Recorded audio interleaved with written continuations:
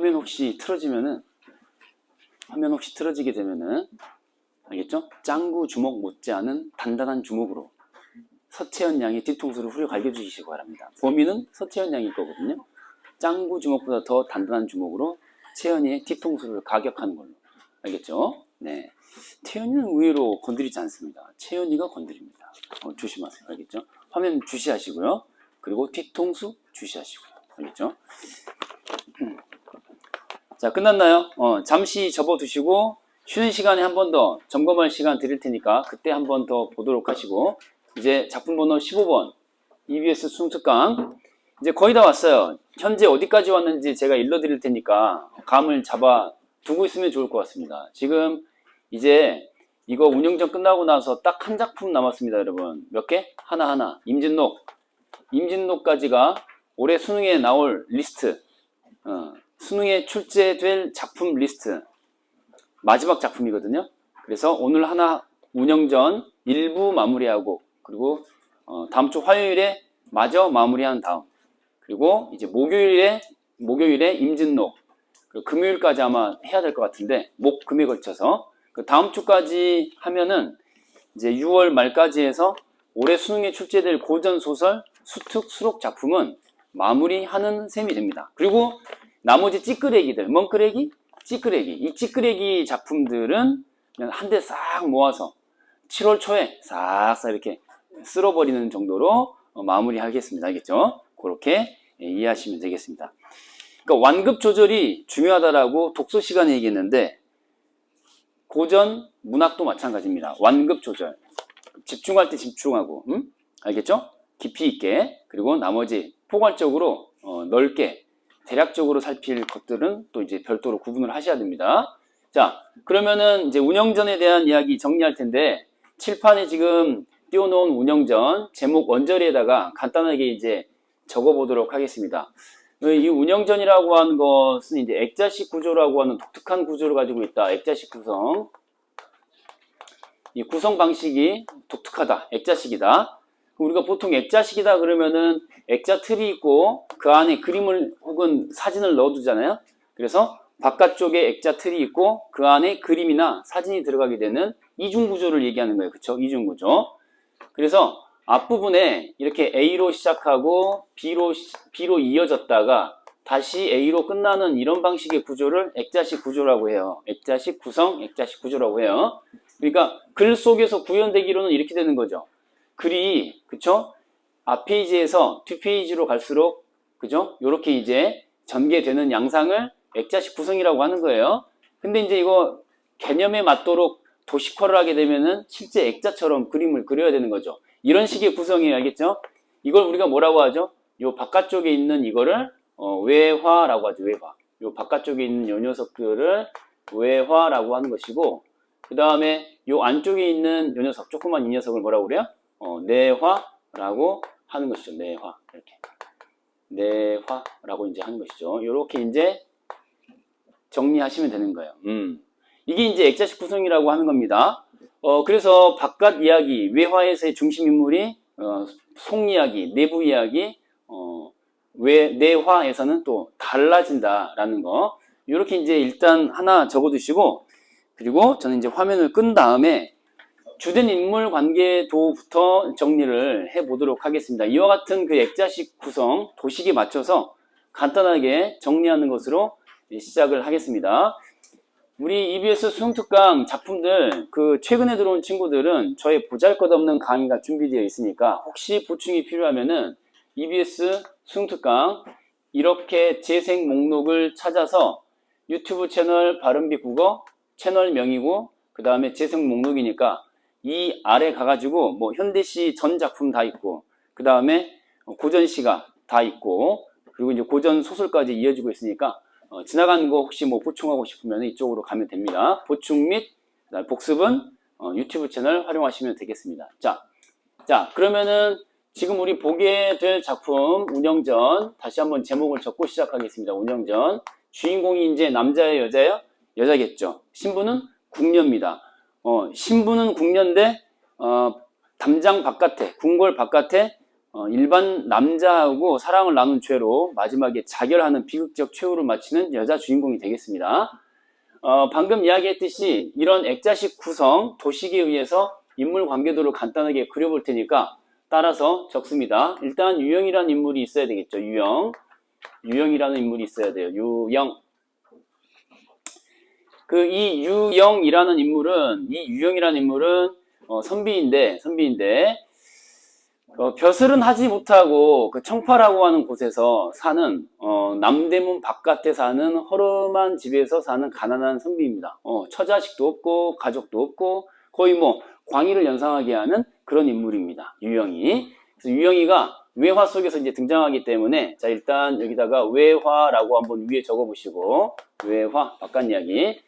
그리고 나서 이제 박스를 크게 한번 그려보도록 하겠습니다. 이런 식으로 박스를 크게 살짝 좀 크게. 지금 적는 것들은 그 15번, 작품 번호 15번, 뒷페이지 보시면은 여백이 잔뜩 있으니까, 거기다가 적는 거예요. 자, 외화 속에서 유영이가 등장하고요. 그 다음에 이제 내화로 가게 되면은, 자, 내화라고 쓰시고, 내화는 이렇게 또 다시, 이렇게 안에다가 더 작은 사각형을 한번 그려보도록 하겠습니다. 이렇게, 내화. 그래서 내화에서는 주된 이제 스토리 라인은 러브라인이기 때문에 그래서 김진사랑 운영이랑 사랑을 나누는 거죠. 그래서 운영이 있고요. 자 여기 오른쪽 살짝 중간쯤에다가 운영이라고 쓰시고 그 다음에 이렇게 하트 모양 만드신 다음에 운영이하고 김진사 이렇게 김진사 주된 인물만 딱 지금 인물 라인만 정리할 거예요. 그래서 운영과 김진사가 사랑을 나누는데 이 둘 사이를 매개해주는 자, 무녀가 있고요. 매개해주는 특이라는 인물이 있습니다. 그래서 이제 색깔 다른 걸로 체크할 건데 무녀는 시종일관 도와주는 역할만 하지만은 특이는 초반에는 도와주다가 나중에는 뒤통수 치는 역할을 한다. 이렇게 됐죠? 그래서 이제 이런 정도 체크하신 다음에 이제 운영이와 김진사의 사랑을 가로막는 빠직하고 깨주는 표시를 해주시고요. 그런 역할을 하는 누구가 있어요? 안평대군이라는 존재가 이제 있다. 안평대군. 그래서 안평대군은 이쪽 왼쪽에다가 적어주시고 안평대군이라고 적어주신 다음에 이렇게 양방향 화살표보다는 이렇게 화살표를 빠직 화살표 이렇게 정리하는 게 좋을 것 같습니다. 이런 정도. 그 다음에 빨간 펜. 그래서 이제 이런 내부 이야기를 유영한테 들려주는 방식으로 돼 있고 그게 이제 책의 형식으로 남게 된다까지 체크해 두시고요. 지금 여기서 줄거리를 정리하자는 건 아니에요. 이렇게.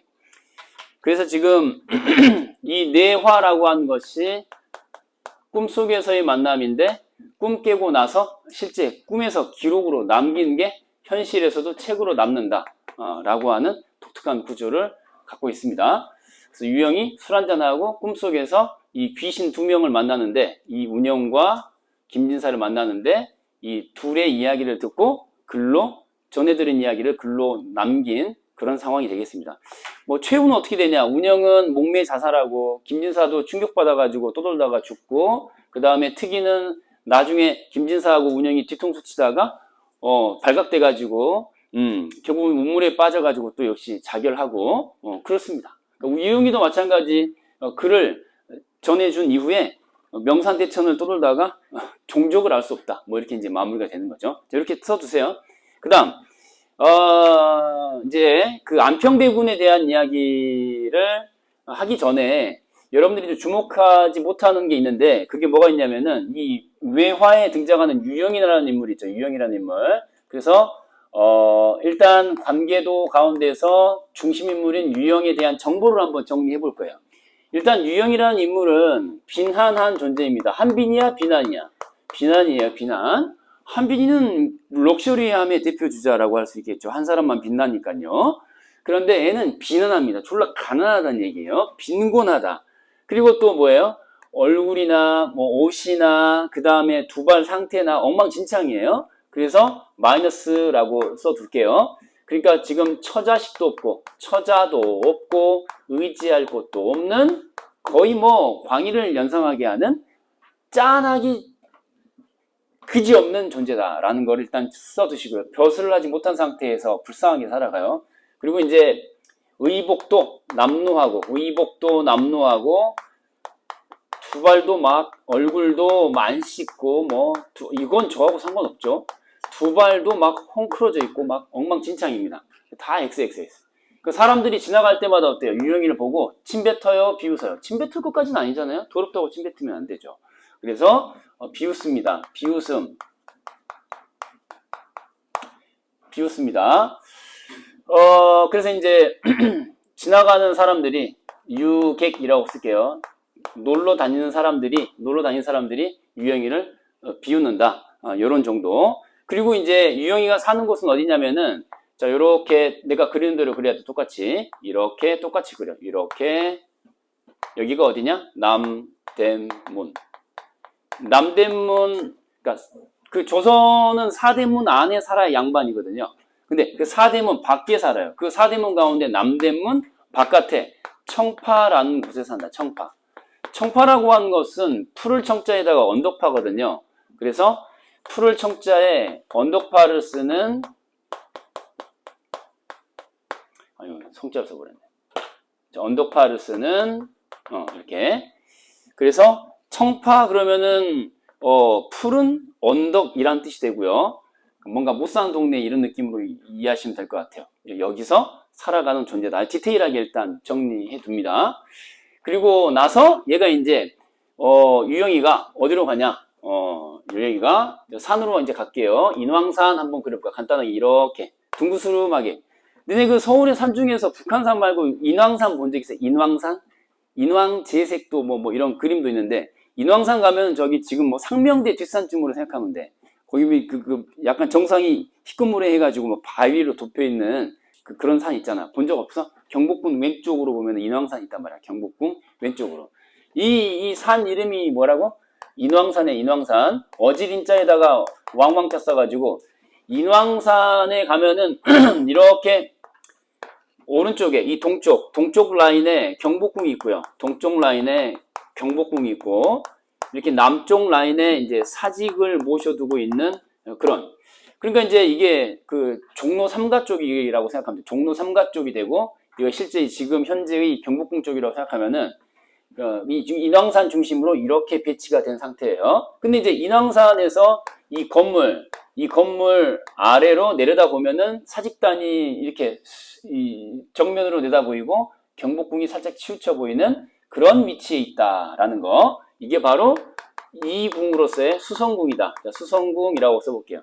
그러니까 산속에다가 이제 궁궐을 하나 지은 거거든요. 일종의 별장 느낌으로.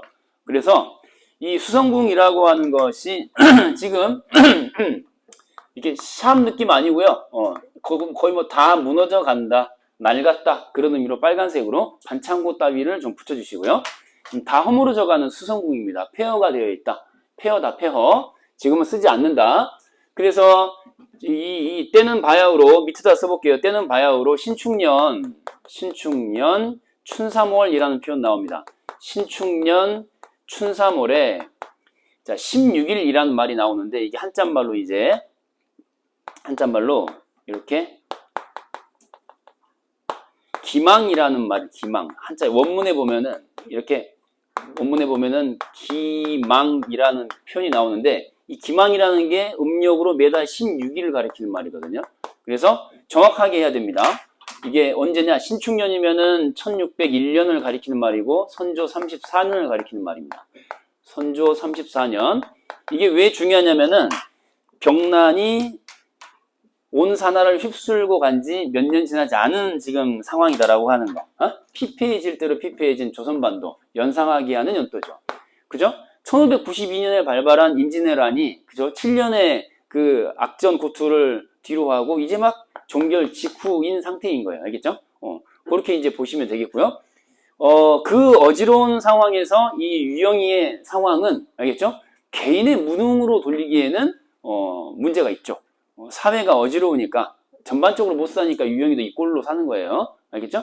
근데 아무튼 선조 34년 1601년에 사실 재밌는 게 이제 신축년이라고 나왔는데 이걸 계산을 해본 거야. 내가 해봤는데 이게 맞더라고. 1601년이 신축년인데 신축년 60갑자로 계산하니까는 1961년하고 이렇게 60년 거꾸로 돌리면은 1601년이 되거든요.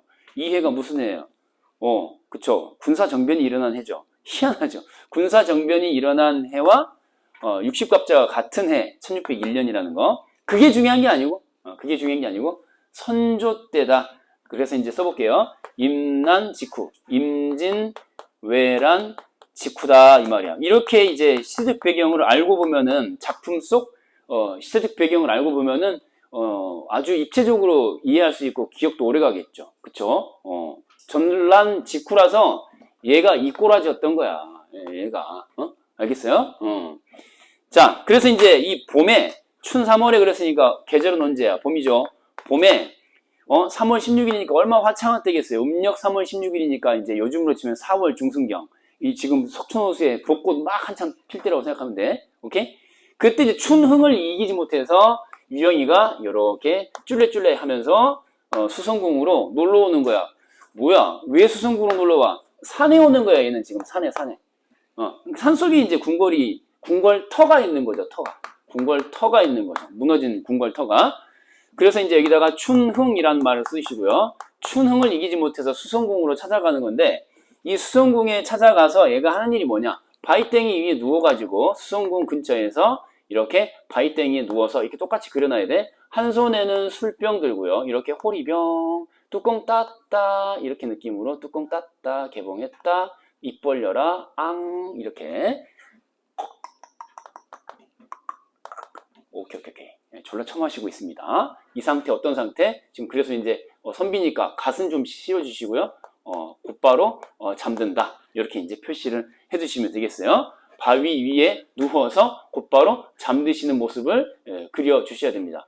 요렇게 자 이렇게 두 손으로 드는 게 좋겠죠. 받쳐 들고 그리고 누워 큰 대자로 이렇게. 산에 구경하러 갔다가 봄놀이를 하러 갔다가 술 잔뜩 취해가지고 잠든 바위 위에서 잠든 누구? 유영이 근처로 두 사람이 그리고 소년 한 명이 함께 걸어옵니다. 소년 한 명과 그 다음에 아름다운 여자분 두 분이 목이 좀 길어야 돼요. 미인은 목이 깁니다. 목이 좀 길어야 돼요. 그래서 소년 한 명과 미인 두 명이 이제 앞에 나타납니다. 꿈에서 살짝 깨어나니까요. 그래서 얘는 남자이니까 놔두고 여자애는 이렇게 머리카락을 늘어뜨려 주도록. 그래서 이 소년이 바로 누구예요? 이 소년이 아까 여기서 말했던 김진사가 되겠고요.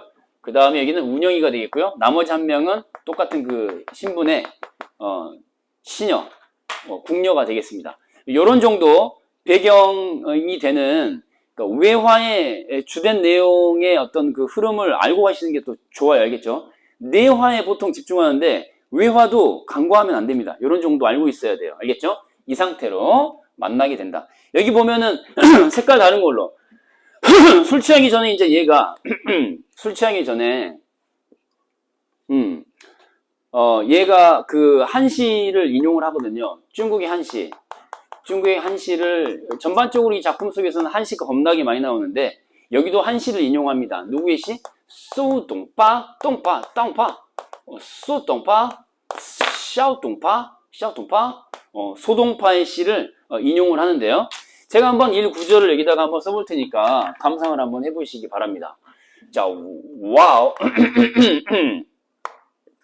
자, 我想叫完 이거 끝이 안 나는데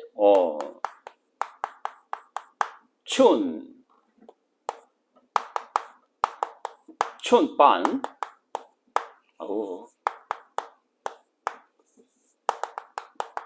랑 이렇게 이제 시작하는 소동파의 시를 읽거든요. 내가 이 조원각에 올랐다 이거야. 수성궁 주변에 이제 그 각 건물들 중에서 이 조원각이라고 하는 게 있는데 그 조원각이라고 하는 것에 올랐더니 봄이 절반이나 지나가 버렸더라. 늙었다라고 하는 것은 이제 시간 개념으로 말하면 이제 지나갔다는 얘기가 되겠죠. 봄이 절반이나 지나갔다. 라는 것으로 시작하는 소동파의 시를 읊어요. 그리고 나서 만지 이 땅에 가득하다. 뭐가? 낙화가. 떨어진 꽃이 낙화. 근데 없어. 사람이 없어. 쓰는 사람이 없어. 이런 구절이 이제 이렇게 나옵니다.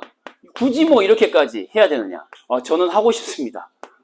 그래서 갑자기 또 생각이 안 나는데 아무튼 무인, 쓰는 사람이 없다.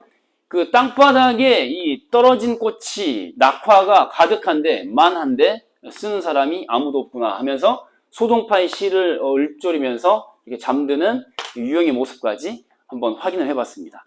자, 아이고 머리가 아파. 자, 그 다음에 이제 다음 또 체크할 게 인물 관계도 중심으로 지금 얘기한다고 했는데, 자, 이 봄에 흥취에 흠뻑 젖어가지고 술 마시고 취흥에 젖어서 잠든 유영이, 그 다음에 실제로 이제 운영과 김진사를 만나게 되는 것인데, 실질적인 그 인물 관계도 중에서 제일 중요한 걸 지금부터 읊어대도록 하겠습니다. 세종대왕을 적겠습니다. 이제 마무리할 거야. 이제 세종대왕이 있고요.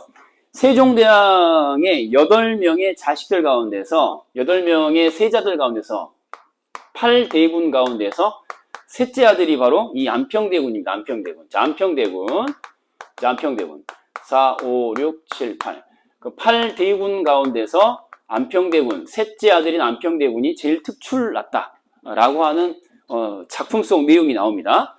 이 안평대군이 이제 화살표 띡 하시고 궁궐 안에서 지금 궁궐을 그 인왕산에다가 궁궐을 지었잖아요. 그래서 그 수성궁 주변에 사색하기 좋은 건물을 수십 칸을 짓습니다. 사색하기 좋은 건물을. 그래서 그 건물 이름이 뭐냐면은 담는다. 뭐를? 게으름을 담는다.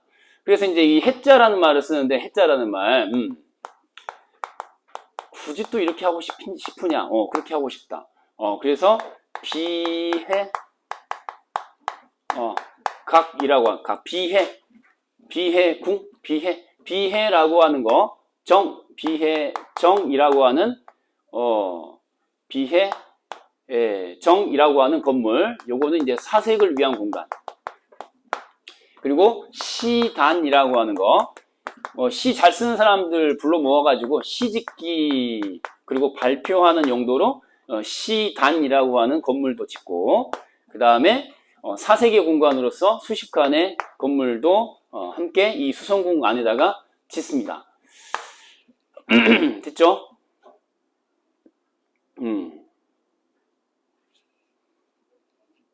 자, 그래서 이 수성궁에서 궁녀들을 10명의 궁녀들을 10인의 궁녀를 별택하게 되는데, 특별히 이제 선택해서 궁녀들을 모아들이게 되는데, 왼쪽에다가 서궁이라고 쓰시고요. 이게 이제 공간이 굉장히 중요해요.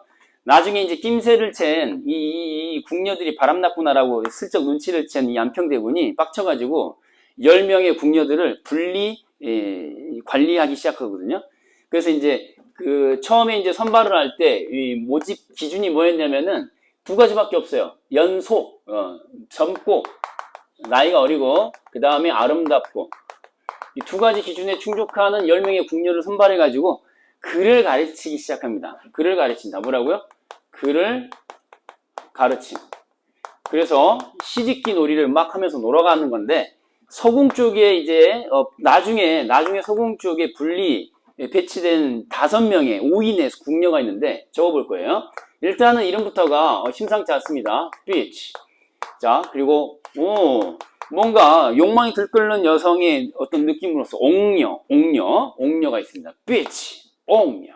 그 다음에 은으로 만든 은빛이 도는 혹은 등껍질이 은빛으로 반짝이는 느낌의 두꺼비. 은두꺼비, 은섬. 섬자가 이제 두꺼비 섬자예요. 은섬이. 그 다음에 이제 여러분들이 많이 들었던 자란이랑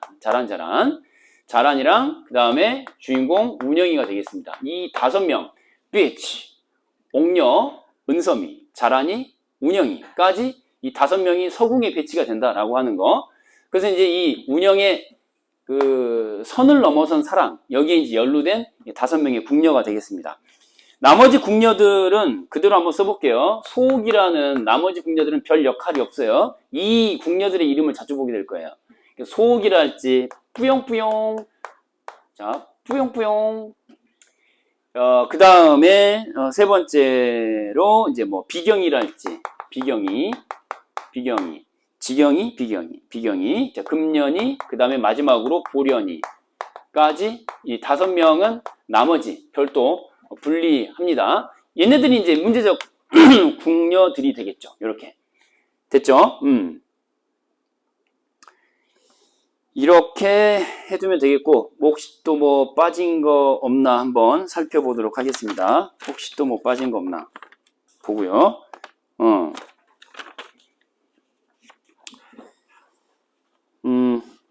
이 정도면 다 된 것 같은데요. 시간도 딱 맞춤하게 마무리된 것 같고요. 요 정도. 하나만 더 정리하자면은 그 김진사 있죠. 김진사가 14세에 김진사. 지금 이거 정이라고 적었구나. 요거 하나만 수정합시다. 비해 정이 아니라 뭐 중요한 건 아닌데 비해 당으로 적겠습니다. 비해 당. 집당자 쓰는 걸로 비해 당으로 적겠습니다. 집당자. 그래서 뭐 이렇게 쓰는 그래서 당자로 적겠습니다. 당자. 이렇게 비해당. 이런 정도로 정리해 두시고요. 나머지 이제 지문으로 한번 슬쩍 가셔가지고요. 15번 지문으로 슬쩍 가셔가지고 인용된 부분이 이 전체 이야기 가운데에서 그 어디에 해당하는 것인지를 슬쩍 한번 확인해 보는 걸로 마무리 지을게요. 자, 15번 작품 번호 15번으로 갑니다. 그 운영전 첫 번째 문장을 보시면은 진사는 이라고 시작했죠? 진사는 이라고 시작했어요. 그날 몰래 수성궁을 살펴보았는데 라고 시작하는 이 부분이요.